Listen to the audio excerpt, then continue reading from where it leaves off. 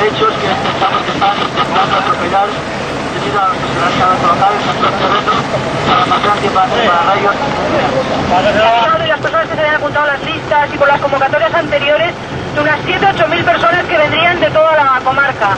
Actualmente yo creo que ya hay 3 o 4 mil personas en las Torres de Serranos y si logramos esperar un poco, a pesar del gran chaparrón que nos está cayendo, lograremos que lleguen las 5 o 6 mil. Bueno, pues contrastaremos esta información.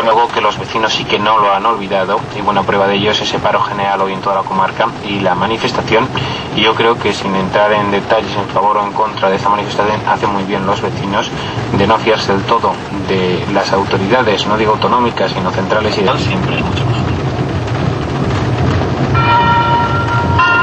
Estudiante opositor, prepárate con Pascal porque llega el nuevo curso.